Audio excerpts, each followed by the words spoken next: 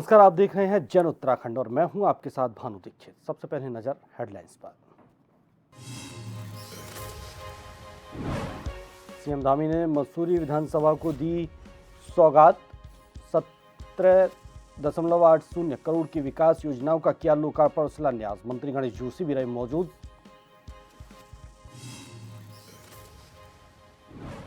हरिद्वार में सीएम धामी ने कांवड़ियों के धोए पैर, हेलीकॉप्टर से बरसाए फूल। बोले भारत सांस्कृतिक पुनर्जागरण का प्रतीक बना।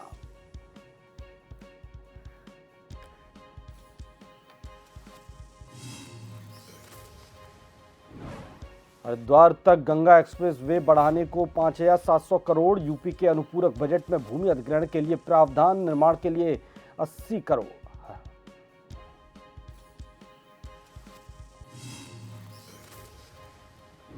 देहरादून में उफान में कार फंसी, गंगा वार्निंग लेवल पर। टिहरी, उत्तरकाशी समेत 4 जिलों में लैंडस्लाइड।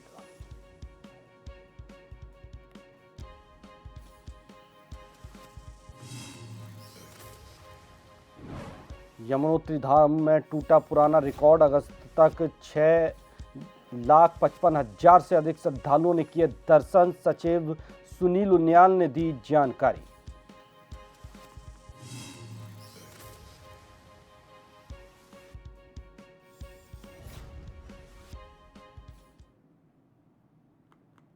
खबर विस्तार से। मुख्यमंत्री पुष्कर सिंह धामी ने मंगलवार को मसूरी विधानसभा क्षेत्र के पुरकुल में 17 करोड़ 80 लाख रुपए की विभिन्न विकास परियोजनाओं का लोकार्पण शिलान्यास किया। इस दौरान उन्होंने कहा कि राज्य सरकार बिना रुके और बिना थके अपने हर वादे को धरातल पर उतार रही है। मुख्यमंत्री ने कहा कि इन कार्यों से मसूरी विधानसभा क्षेत्र के विकास को नई गति मिलेगी। मुख्यमंत्री ने पूर्व जिला पंचायत उपाध्यक्ष स्वर्गीय दीपक पुंडीर की स्मृति में बने सामुदायिक भवन का लोकार्पण भी किया। उन्होंने कहा कि प्रधानमंत्री नरेंद्र मोदी के नेतृत्व में उत्तराखंड विकास के स्वर्णिम दौर की ओर बढ़ रहा है। शिक्षा, स्वास्थ्य, सड़क, पेयजल और आधारभूत ढांचे को मजबूत करने के साथ प्रदेश को खेल, पर्यटन और एडवेंचर गतिविधियों का प्रमुख केंद्र बनाया जा रहा है।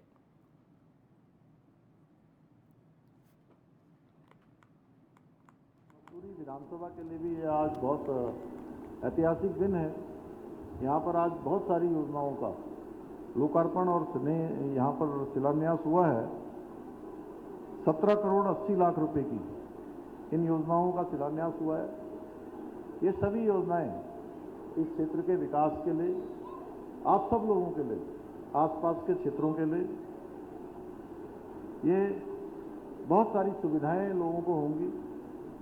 कहीं पर सड़क बनी है, कहीं पर नालियां बनी हैं, कहीं पर अन्य स्थापना के कार्य हुए हैं। मैं यही कहना चाहता हूं कि ये केवल ईंट, पत्थर, इसके ढांचे मात्र नहीं हैं, बल्कि ये आने वाले समय में इस क्षेत्र को बहुत गति देने की जो एक फाउंडेशन है, आधारशिला है।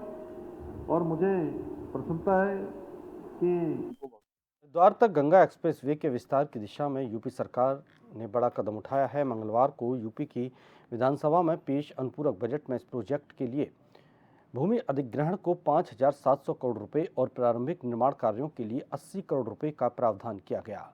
इससे हरिद्वार को high speed express way network से जोड़ने की तैयारी तेज हो गई है।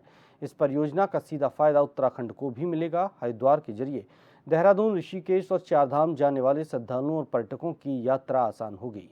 साथ ही पश्चिमी उत्तर प्रदेश और उत्तराखंड के बीच व्यापार, उद्योग और माल परिवहन को भी नई गति मिलने की उम्मीद है।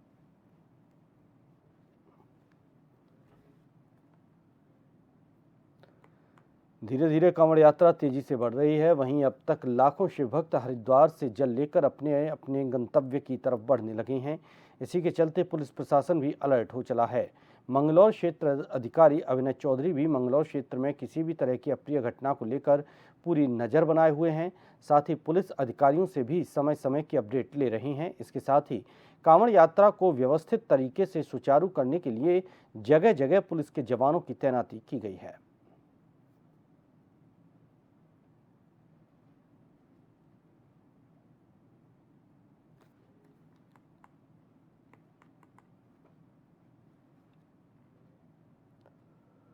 उत्तराखंड भारतीय जनता पार्टी के प्रदेश अध्यक्ष महेंद्र भट्ट के जन्म दिवस पर पार्टी कार्यकर्ताओं ने सेवा कार्यों के साथ मनाया। इस अवसर पर भाजपा कार्यकर्ताओं द्वारा अस्पतालों में फल वितरण, मंदिरों में जलाभिषेक, गंगा आरती और पौधारोपण जैसे कार्यक्रम आयोजित किए गए।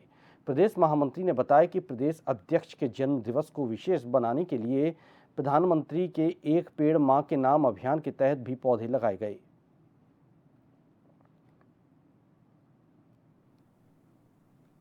देखिए, आज हमारे माननीय प्रदेश अध्यक्ष जी का जन्म दिवस है और माननीय प्रदेश अध्यक्ष जी के नेतृत्व में Bharatiya Janata party booth booth तक मजबूत हुई है और सारे कार्यकर्ता उनके नेतृत्व में एकजुट होकर के जो हमारे संगठन का भाव है उस भाव से काम करके संगठन को सुदृढ़ करने में लगे हुए हैं।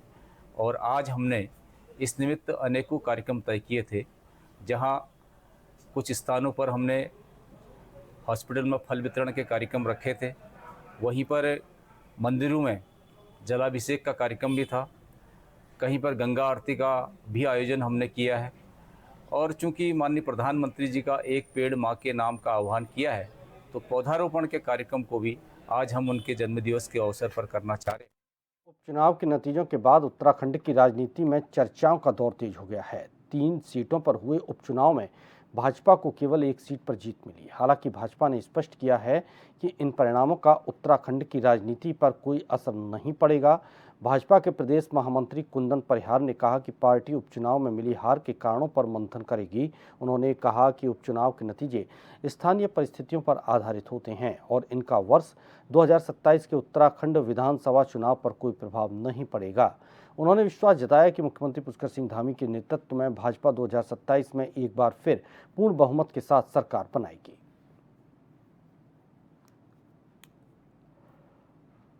उत्तराखंड में किसी प्रकार का कोई फर्क नहीं पड़ने वाला है। वो इसलिए नहीं पड़ने वाला है क्योंकि हमारा संगठन यहाँ पर बूथ बूथ तक यहाँ पर उसका विस्तार हुआ है। सरकार के द्वारा भी माननीय पुष्कर सिंह धामी जी के द्वारा, जो हमारे मुख्यमंत्री हैं, उनके द्वारा भी अनेकों जन कल्याणकारी योजनाओं को अंजाम दिया गया है। आज उत्तराखंड की जनता भारतीय जनता पार्टी की ओर आकर्षित है और हम समझते हैं कि इसके द्वारा जो सरकार और संगठन का बेहतर तालमेल है, हम निश्चित रूप से सरकार बनाने में सफल हों। निर्वाचन आयोग के विशेष गहन पुनरीक्षण अभियान के तहत नैनीताल जिले में घर घर जाकर मतदाता सत्यापन का कार्य जारी है। इसी दौरान एक रोचक मामला सामने आया, जहां आम नागरिकों की तरह कुमाऊं आयुक्त दीपक रावत, नैनीताल विधायक सरिता आर्या समेत कई शहर के प्रमुख लोगों के घरों पर भी एसआईआर के नोटिस पहुंचे हैं। नैनीताल विधायक सरिता आर्या के आवास पर पहुंचे नोटिस में उनसे और उनके छोटे बेटे से मतदाता सत्यापन से जुड़ी आवश्यक जानकारी उपलब्ध कराने को कहा गया है। वहीं कुमाऊं आयुक्त दीपक रावत के आवास पर भी निर्वाचन आयोग की प्रक्रिया के तहत नोटिस पहुंचाया गया। इसके अलावा शहर के अन्य प्रतिष्ठित नागरिकों के घरों पर भी एसआईआर नोटिस वितरित किए गए हैं।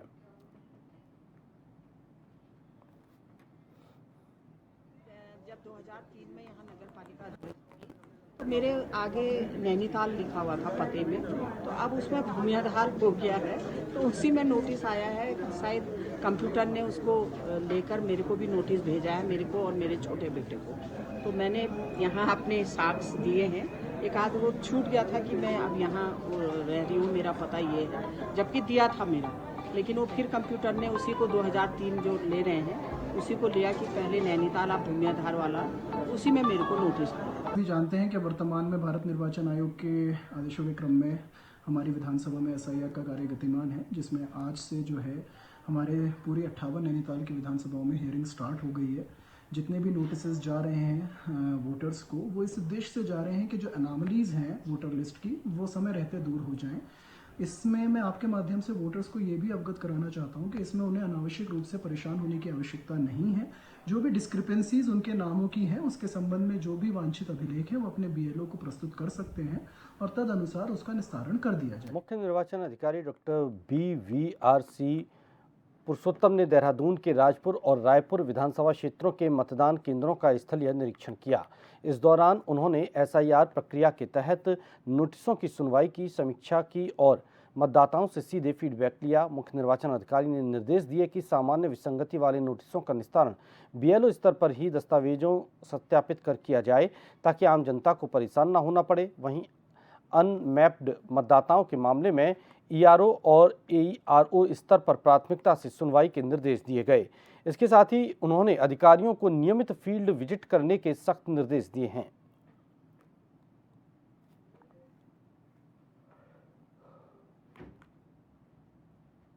फिलहाल यहां रुकेंगे एक छोटे से ब्रेक के लिए।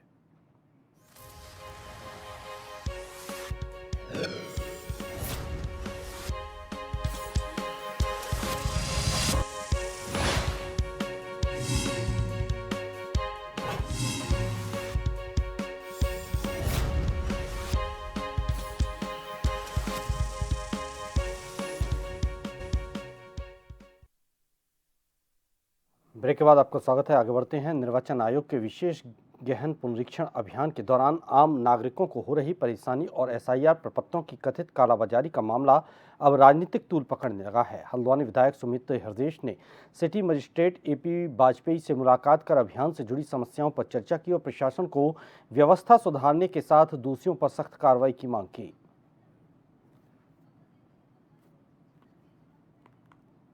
मैंने अभी सिटी मजिस्ट्रेट साहब से कहा, आप वीडियो जारी करिए मतदाताओं को जागरूक करने के लिए कि एसआईआर क्या है। आजकल तो रील्स बन सकती हैं, वीडियोस बन सकते हैं।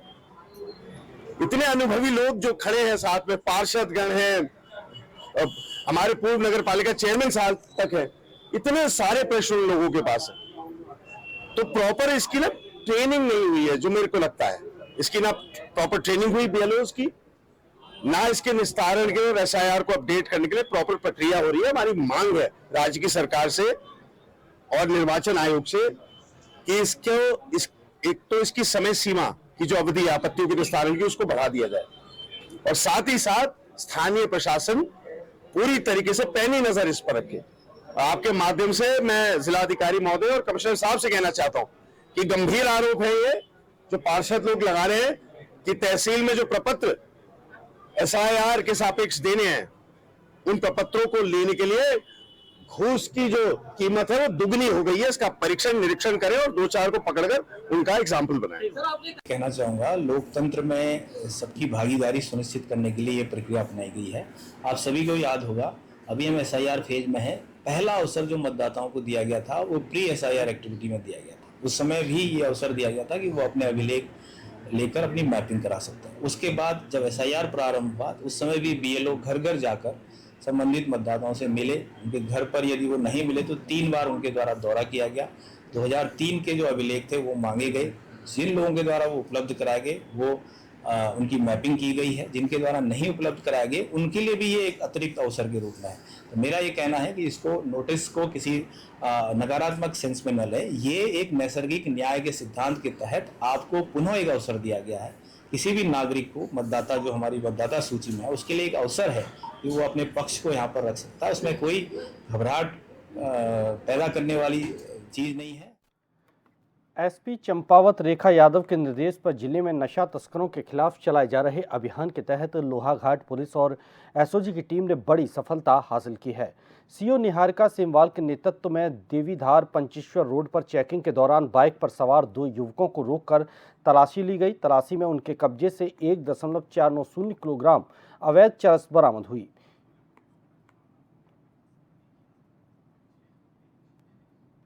मुख्यमंत्री महोदय द्वारा चलाए गए मिशन ड्रग फ्री देवभूमि अभियान को सार्थक करने की दिशा में एक बड़ी सफलता जनपद चंपावत पुलिस को मिली है। इसी क्रम में कल देवीधार जो हमारा पंचेश्वर रोड है उसकी चेकिंग के दौरान वहां पर एक बाइक पे 2 व्यक्ति सवार थे जो संदिग्ध प्रतीत हुए थे। चेकिंग के दौरान उनके पोजीशन से 1.490 किलोग्राम चरस बरामद हुई है। वर्तमान में दोनों अभियुक्तों को गिरफ्तार कर लिया गया है। मादक पदार्थ को सीज कर लिया गया है। सुसंगत धाराओं में अभियोग पंजीकृत करते हुए वैधानिक कार्रवाई अमल में लाई गई है। साथ ही दोनों व्यक्तियों के आपराधिक इतिहास के बारे में जानकारी की जा रही है। पूछताछ के क्रम में अभियुक्तों द्वारा बताया गया कि उनके द्वारा जो चरस है स्थानीय स्तर पर ही तैयार की गई थी, जिसे बेचने हेतु वो लेकर के आ रहे थे। इस पर हमारे द्वारा सघन चेकिंग करते हुए दोनों व्यक्तियों को डिटेन किया गया।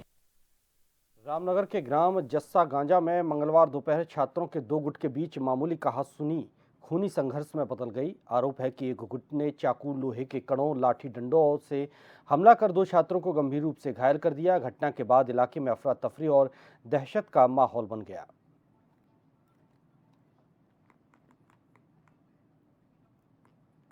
हम पाटकोट जा रहे थे घूमने के लिए, तो मतलब हमारी छुट्टी थी आज, मैं काम की छुट्टी, तो मैं इसलिए घूमने जा रहा था आज घाटकोट को।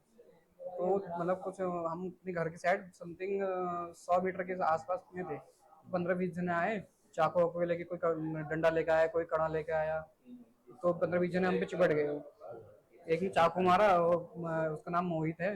मोहित हो गया, और सूरज कोहली और राजू कोहली दोनों भाई हैं। और क्या नाम, और हर्ष सुच्चा हो गया, और वंश भंडारी, वंश, सारे लोग, हमें बहुत, मतलब ज़्यादा नाम जानता नहीं हूँ, बहुत लोग थे वैसे, कुछ रामनगर के थे और कुछ वहीं चिल्किया के थे। तो ऐसे ऐसे में मार के, फिर हम चाकू को मार के सब गायब हो गए। इस बात को लेकर चाकू मारा? कुछ बात नहीं थी, मतलब मेरे वैसे फ़ोन पे बात हुई थी उनसे थोड़ी सी, मतलब तो उन्होंने मेरे को गाली बकी। उतने में वो फिर उसके कुछ देर बाद, समथिंग 2 घंटे बाद, 1-2 घंटे बाद मेरे को मारने आ गए। मेरे को ये सब लोग कहाँ के थे? सब चिल्किया के हैं, कुछ रामनगर के हैं। कितने लोग थे? हम तो 2-3 जने थे बस। कितने लोगों को मारा चाकू? बस मुझे और इसको सर पे कड़ा क्या मारा। नाम है उसका? रुड़की के थाना गंग नहर क्षेत्र में पुरानी रंजिश के चलते युवक पर जानलेवा हमले का मामला सामने आया है। ग्राम माधोपुर निवासी मोहम्मद साहिल ने आरोप लगाया कि सैलून पर काम करते समय कुछ युवकों ने लोहे की रॉड और पंच से हमला कर सिर पर गंभीर चोट पहुंचाई। पीड़ित ने हमलावरों पर कट्टे से धमकी देने का भी आरोप लगाया है। उसने 3 युवकों समेत अन्य अज्ञात लोगों के खिलाफ मुकदमा दर्ज कराया है, लेकिन 18 दिन बाद भी गिरफ्तारी नहीं हुई। पुलिस ने एफआईआर दर्ज होने की पुष्टि करते हुए जल्द कार्रवाई का आश्वासन दिया है।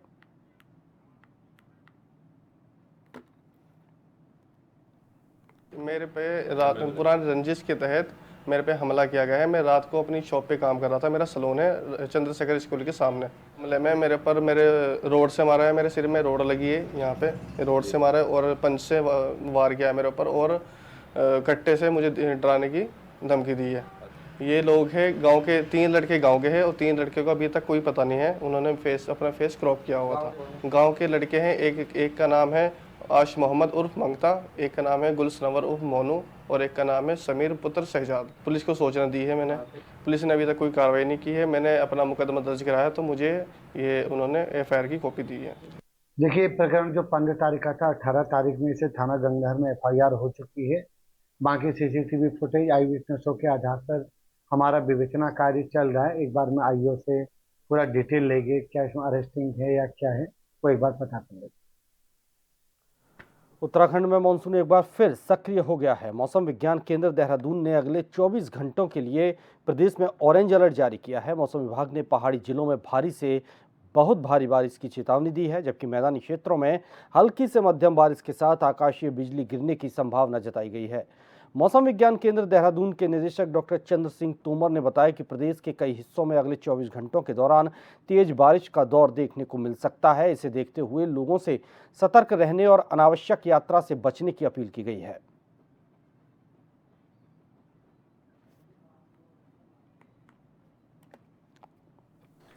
देखिए, अभी तक जो है मानसून नॉर्मल से -5% कम चल रहा है। नॉर्मल जो है से हमारे उत्तराखंड में 637 है 3 अगस्त तक का, अगर हम डाटा देखें, और हमको अभी तक जो एक्चुअल मिला है 602 मिलीमीटर मिला है। तो जून में -37% बिलो था, लेकिन जुलाई में जो है तो इसमें सुधार हुआ है, +9% आया था। तो अभी ओवरऑल हमारे को -5% चल रहा है। अगले 7 दिन का अगर हम देखें तो अगले 4 दिन जो आने वाले हैं 3, 4, 5, 6 तारीख तक अगर हम देखें तो प्रदेश में हल्के से मध्यम दर्जे की बारिश अधिकांश स्थानों पर आपको देखने को मिल सकती है। उसके बाद उसके अगले दिन जो है अगले 3 दिन 9 तारीख तक अगर हम देखें तो हल्के से मध्यम दर्जे की बारिश ही प्रदेश के अनेक स्थानों पर देखने को मिलेगी। योगी सरकार ने मंगलवार को 13 सीनियर आईएएस अफसरों के तबादले कर दिए। गोरखपुर, बरेली और प्रयागराज के मंडलायुक्त बदल दिए गए हैं। साथ ही आवास, कृषि, ऊर्जा, गृह और औद्योगिक विकास से जुड़े विभागों में भी अहम जिम्मेदारियां बदली गई हैं। गोरखपुर मंडलायुक्त अनिल ढींगरा को आवास आयुक्त, यूपी आवास एवं विकास परिषद निदेशक नगर भूमि सीमांकन और सचिव आवास एवं शहरी नियोजन विभाग बनाया गया। कृषि विभाग के सचिव इंद्र विक्रम सिंह को नया मंडलायुक्त गोरखपुर नियुक्त किया गया है। प्रमुख सचिव कृषि रविंद्र को वर्तमान पद के साथ राज्य कृषि उत्पादन मंडी परिषद के निदेशक का अतिरिक्त प्रभार मिला है।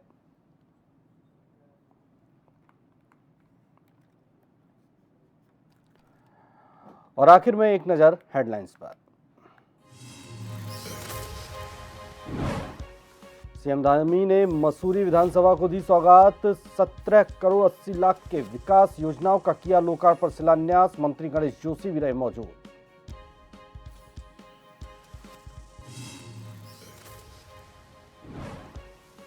हरिद्वार में सीएम धामी ने कांवड़ियों के धोए पैर, हेलीकॉप्टर से बरसाए गए फूल। बोले भारत सांस्कृतिक पुनर्जागरण का प्रतीक बना।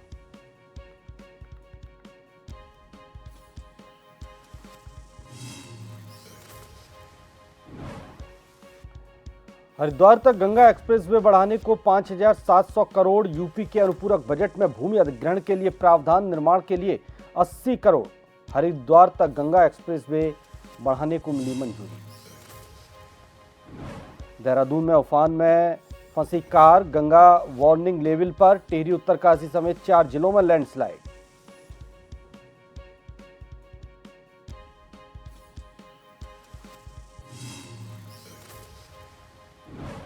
और यमुनोत्री धाम में टूटा पुराना रिकॉर्ड। 3 अगस्त तक 6,55,000 से अधिक श्रद्धालुओं ने किए दर्शन। सचिव सुनील उनियाल ने दी जानकारी।